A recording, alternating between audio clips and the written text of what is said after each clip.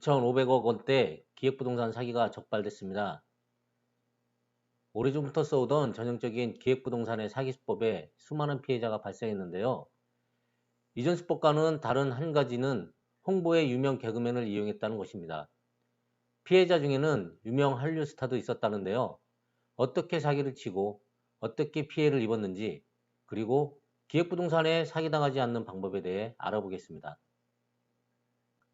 기획부동산 업체는 보전산지를 3천여 명에게 지분 형태로 매각을 했는데요. 보전산지는 국방, 군사시설, 사방시설, 도로 등 공용, 공공용 시설 설치 등 특별한 경우를 제외하고는 산지 전용이 금지되어 있는 임야입니다. 즉, 보전산지는 보전을 목적으로 하는 임야라는 말이죠.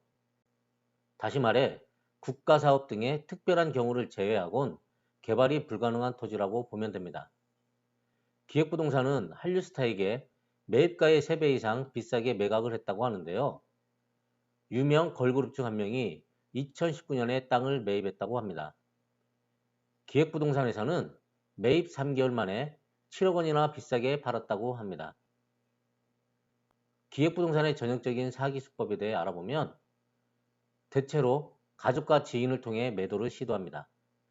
기획부동산 직원조차도 실제로 개발이 되어 많은 시세 차익이 가능할 것으로 알기 때문에 본인도 매입하기도 하고 가족이나 지인에게 적극적으로 매입을 권유하기도 합니다. 이 업체는 사람들에게 신뢰를 주기 위해 흔히 사용하는 유명인과 친한 척 수법을 사용합니다. 보통 사기꾼들은 유명인과 찍은 사진을 보여주며 친한 것처럼 행세하며 신뢰감이 들도록 이용하는데요.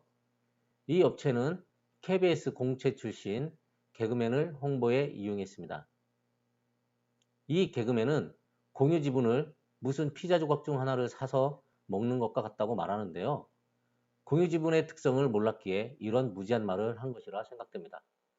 만약 알고 말했다면 사기꾼과 공범인 것이고요. 유명 연예인 포함 3천여 명이 피해를 입었다고 합니다. 개발이 불가능할 땅을 지분으로 쪼개 3천여 명에게 판매하는 수법을 사용했는데요. 개그맨을 이용해 홍보하고 연예인이 한 명이라도 매입하면 또 그 매입한 연예인 이름을 팔며 영업을 했습니다.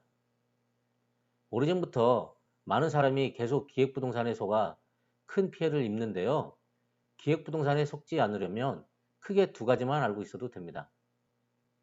첫 번째는 지분으로 매입하면 안 됩니다.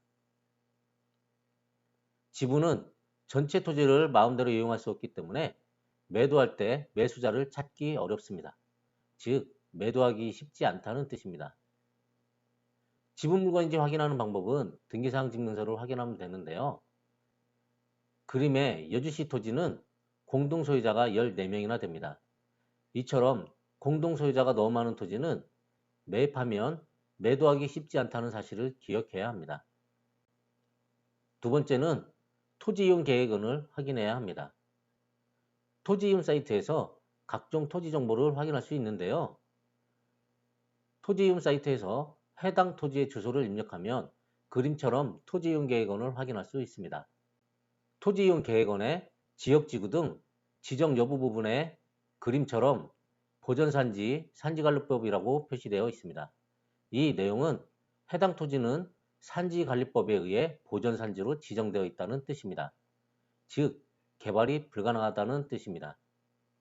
이처럼 기획부동산에 속지 않으려면 꼭 등기사항 증명서에서 공동소유인지, 그리고 토지이용계획원에서 보전산지는 아닌지 꼭 확인해야 합니다.